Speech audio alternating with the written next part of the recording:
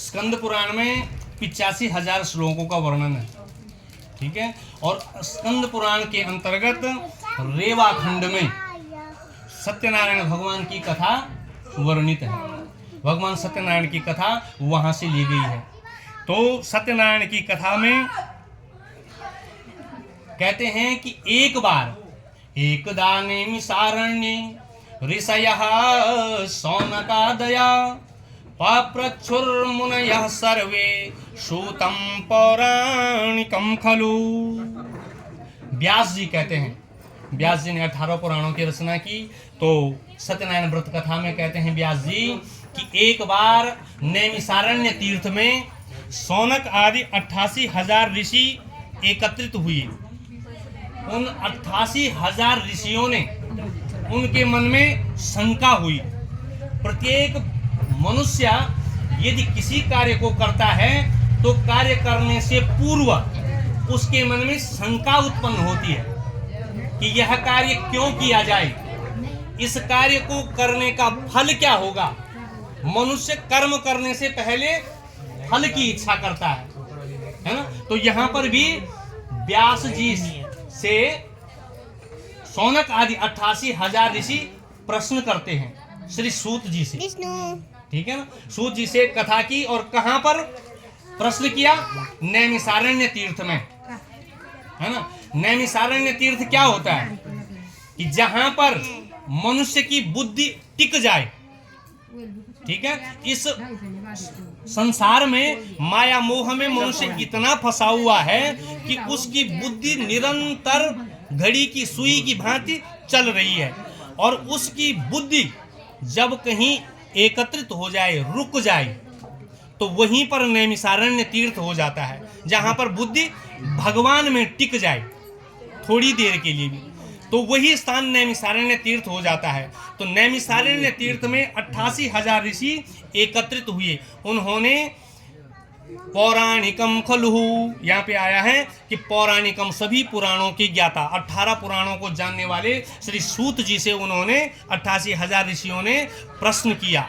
उन्होंने पूछा, ऋषयः ऊचु, 88,000 ऋषि कह रहे हैं कि व्रतेन तपसा किं वा प्राप्यते वांछितं फलम तत्सर्वं श्रोतुमिच्छामः कथयस्व महामुनि। कि ऋषियों ने कहा कि हे महामुनि सूत जी, कि किस व्रत अथवा तपस्या से मनोवांछित फल की प्राप्ति होती है, उसे हम सब सुनना चाहते हैं, आप कहिए। तो सूत जी कहते हैं कि नारदेनैव संपृष्टो भगवान कमलापतिः सुरर्षये यथेवाह तत्शृणुध्वं समाहितः। श्री सूत जी बोले कि इसी प्रकार देवर्षि नारद जी ने भी एक बार भगवान कमलापति से, भगवान विष्णु से यही प्रश्न किया था जो आज 88,000 ऋषियों ने सूत जी से प्रश्न किया। वही प्रश्न नारद जी ने भी भगवान विष्णु से किया था। और उन्होंने, भगवान विष्णु ने क्या उत्तर दिया था, अब उसको आप सुनिए। तो भगवान विष्णु ने क्या उत्तर दिया था वो सुने। तो बोले, एकदा नारदो योगी परानुग्रह कांक्षया पर्यटन विविधान लोकान मृत्युलोक समागतः। नारद जी नारायण का उच्चारण करते हैं, भगवान का स्मरण करते हैं निरंतर। तो नारद जी क्या करते हैं, एक जगह नहीं बैठते हैं, वो सभी लोकों में, है ना। ये मृत्युलोक है, ये तो विश्राम स्थल है मनुष्यों का।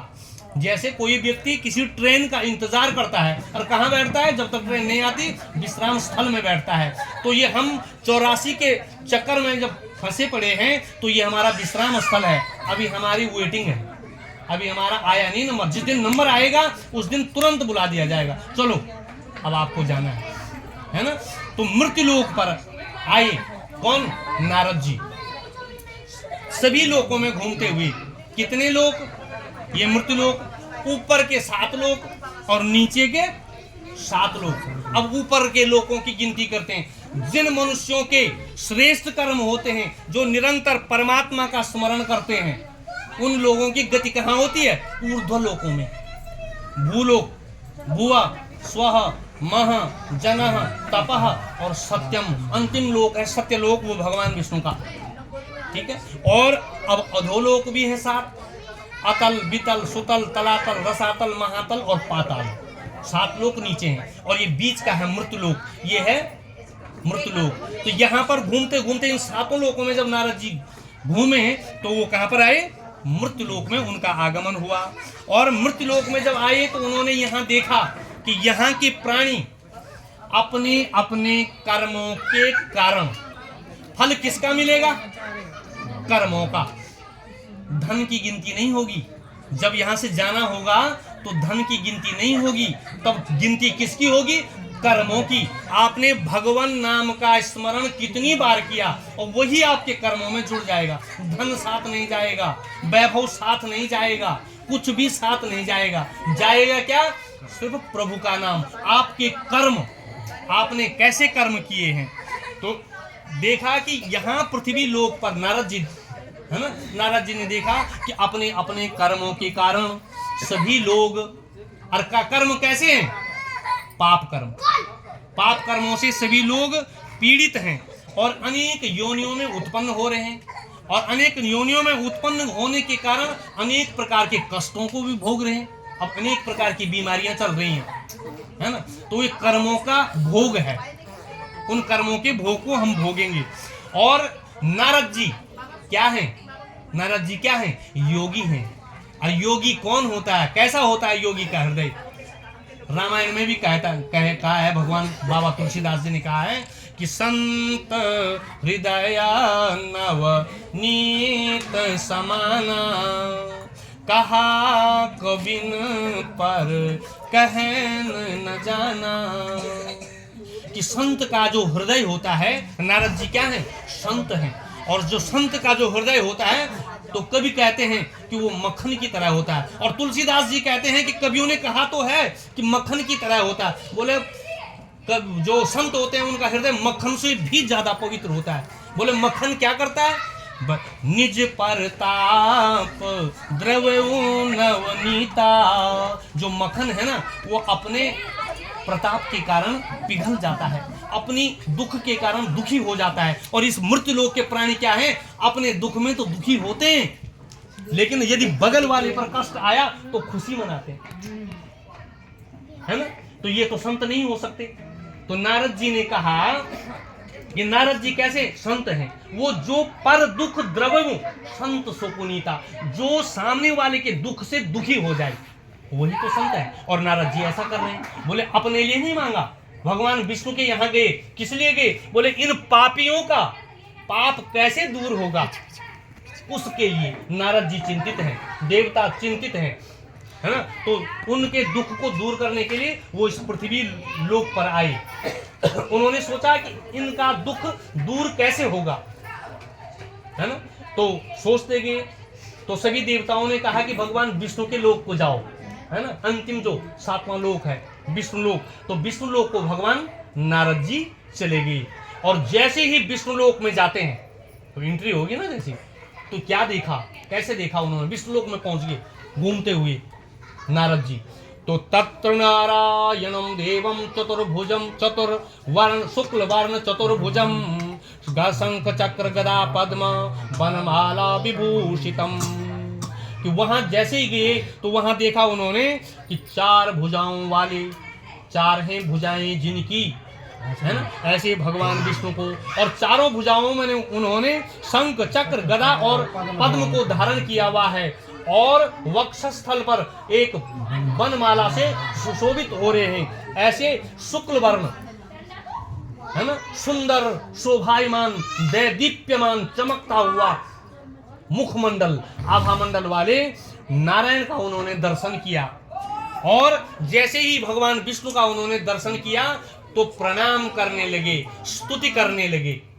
स्तुति की नारद जी ने भगवान विष्णु की, तो उनकी स्तुति की, उनकी तारीफ की। लौकिक भाषा में तारीफ करता, कोई किसी व्यक्ति की तारीफ करता है, उसके गुणों का वर्णन करता है कि आप तो महान हैं, तो इसका मतलब क्या होता है कि वो उससे, उस व्यक्ति से कुछ अपना कार्य मनवाना चाहता है। ठीक है, तो भगवान विष्णु तो अंतर्यामी हैं और उन्होंने नारद जी ने जब ऐसी स्तुति की तो प्रसन्न हो गए भगवान विष्णु और समझ गए नारद के मन की बात। उन्होंने कहा, नारद कहिए क्या कहना चाहते हो, आपके मन में क्या है। तो नारद जी बोले कि हे नाथ, आपके स्वरूप को तो आपका न आदि है न अंत है और न मध्य है, आपको वाणी के द्वारा नहीं जाना जा सकता है। कई बार लोग प्रश्न करते हैं कि पंडित जी आप पूजा करते हैं ना, बोले आपने भगवान को तो देखा होगा, बोले कैसे दिखते हैं भगवान, है ना। तो भगवान देखने का विषय नहीं है, भगवान को बोले सिद्ध करो कि परमात्मा है। प्रश्न आते हैं लोगों को, सिद्ध करो भगवान है। भगवान सिद्ध करने का विषय नहीं है, भगवान देखने का विषय नहीं है, भगवान श्रद्धा का विषय है। उसको महसूस किया जाता है और महसूस कब होगा, जब तुम लगातार निरंतर नारायण का स्मरण करोगे। यदि आपके जीवन में भजन होगा तो तब आप उसको महसूस कर पाओगे, अन्यथा महसूस भी नहीं कर पाओगे। परमात्मा ऐसी शक्ति है ना। तो कहने लगे कि आप अंतर्यामी हैं, आप मध्य आदि और अंत से रहित हैं, आप निर्गुण हैं, है ना। तो आप भक्तों की पीड़ा को दूर करने वाले हैं, है ना। तो ऐसी स्तुति सुन करके भगवान नारायण स्मित थोड़ा सा हंसे और उन्होंने नारद जी से पूछा कि हे नारद, किमर्थम आगतोसि त्वं किमते मनसि वर्तते, कथवस्व महाभाग तत्सर्वं कथयामि ते। हे नारद, आपका यहाँ आने का मनोरथ क्या है, आप यहाँ क्यों आए हैं, कहिए, है ना, मैं आपके प्रश्नों का उत्तर दूंगा।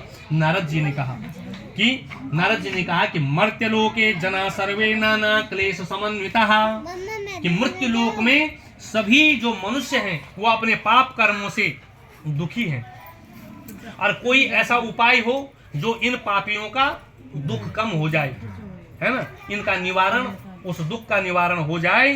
तो अगर आप मेरे ऊपर कृपा करना चाहते हैं तो आप मुझे बताएं। तो श्री भगवान जी ने कहा, साधु पृष्ठम त्वया वत्सा लोका नुग्रहकांक्षया। नारद भगवान विष्णु ने नारद जी से कहा कि हे वत्स, आपने संसार पर कृपा करने की दृष्टि से यह बहुत अच्छी बात पूछी है, ठीक है, जिससे प्राणी मोह से छूट जाता है। अब मैं तुम्हें बताता हूँ, स्वर्ग लोक और मृत्यु लोक में एक दुर्लभ और पुण्यशाली व्रत है, और तुम्हारे स्नेह के कारण मैं तुम्हें कहता हूँ, जिस व्रत को करने से मनुष्य शीघ्र ही मोक्ष की प्राप्ति करता है, जीवन भर आनंद प्राप्त करता है और मृत्यु के पश्चात मोक्ष को प्राप्त कर लेता है। ऐसा एक उपाय मैं बताता हूँ। तो उन्होंने नारद जी ने कहा कि बताइए। तो उन्होंने कहा कि भगवान सत्यनारायण का क्या करो, पूजन करो, पाठ करो, उनकी कथा का श्रवण करो, है ना। तो फिर नारद जी ने कहा, अब जैसे उन्होंने कहा कि एक व्रत है, तो नारद जी ने कहा कि अब उस व्रत के कैसे किया जाता है, उसका कैसे किया जाएगा, उसका विधान क्या है। तो कहते हैं, नारद जी ने कहा, किम फलम किम विधानम च कृतम केनेव तद्व्रतम तत्सर्वं विस्तरात् ब्रूहि कदा कार्यम व्रतम प्रभो। नारद जी ने कहा कि हे प्रभु, इस व्रत को करने का क्या फल है। व्रत तो हम कर लेंगे, लेकिन फल क्या मिलेगा, है ना। इसका विधान क्या है, इसको कैसे करना चाहिए, और इस व्रत को किसने किया है पहले, अब उनके बारे में बताओ। यह सब हमें विस्तार से बताइए। श्री भगवानो वाच। और नारद जी के इस प्रकार प्रश्न करने पर भगवान कहने लगे, दुख शोकादि समनम धन धान्य प्रवर्धनम, कि हे नारद, यह सत्यनारायण का जो व्रत है वह दुख कष्ट आदि को दूर करने वाला है, घर में धन और धान्य की वृद्धि करने वाला है, सौभाग्य और संतान को देने वाला है। और किस दिन करें, बोले किसी भी दिन। भगवान के पूजन की कोई दिन नहीं है। जब आपके दिल में भक्ति हो और श्रद्धा उत्पन्न हो जाए, उसी दिन इस व्रत को कर लेना चाहिए, है ना। व्रत और श्रद्धा से समन्वित होकर के ब्राह्मणों और बंधु बांधवों के सहित तत्पर होकर के विधि विधान पूर्वक भगवान सत्यनारायण का पूजन करें, और सब प्रसाद आदि बना करके एकत्रित करके भगवान सत्यनारायण का पूजन करना चाहिए, और बंधु बांधवों के साथ भगवान सत्यनारायण की कथा का श्रवण करना चाहिए। और तदंतर भगवान का प्रसाद ग्रहण करते हुए अपने अपने घर को जाना चाहिए। ऐसा करने से मनुष्य की समस्त मनोकामनाएं पूर्ण होती हैं और विशेषकर कलयुग में यह छोटा सा उपाय है। बोले श्री सत्यनारायण भगवान की जय।